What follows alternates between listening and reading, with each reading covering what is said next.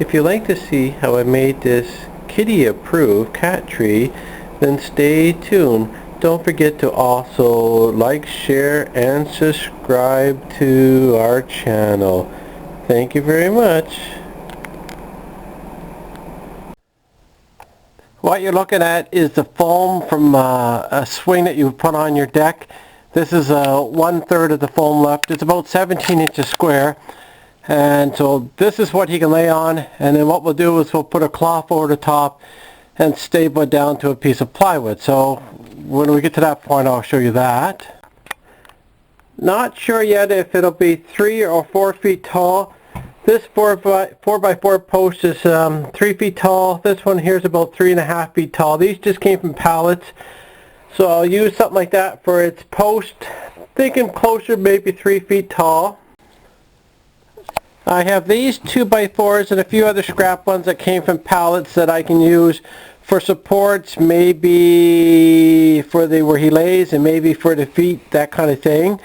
And the only other thing that I think I'll need is some plywood. So let's see if I got any laying around. Kind of dark in here, but as you see, I think I do have some pieces of plywood. These are all about 4x4 or 3x3, everything from 1/4 inch right up to about 3/4 inch. So again, I'm going to use about an 18-inch square for the piece that he lays on. I just finished cutting my piece of plywood. It's 18 inches square, and like I said, I will put the cloth down and then staple it down, so that'll give him a place to lay on.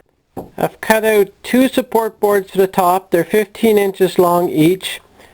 Now what I'm going to do, my plywood, like I said, is 3/8 of an inch thick, and I want one step up and then he can get up to the top.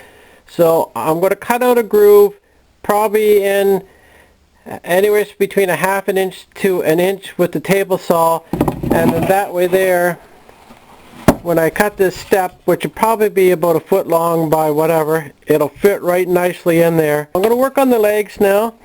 I'm thinking probably something simple of maybe one this way and one going the opposite way, something like that, and that should hold it, I believe.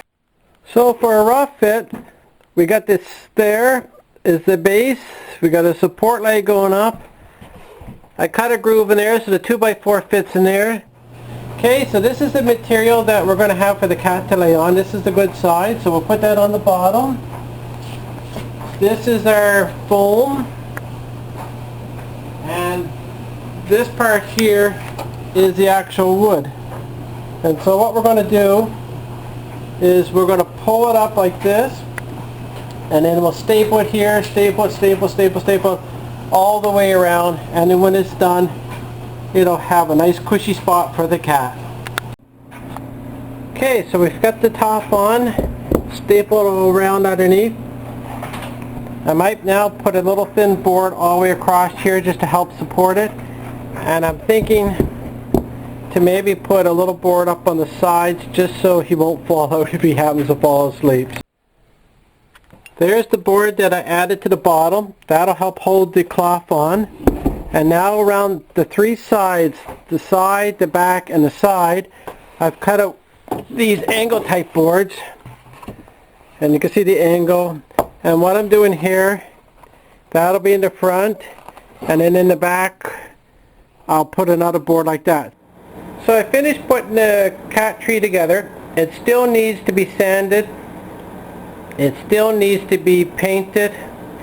But I think before we do any of that, let's put down 10 pounds or more test and hope and pray it doesn't fall over. So that there is filled up to here of dog treats, and that's probably at least 10 pounds, and that seems to hold pretty good. The cat tree is not quite finished yet. I got a bit of sanding to do, but as you see, our cat has already given it the cat approval. He's over here sleeping on top of it. So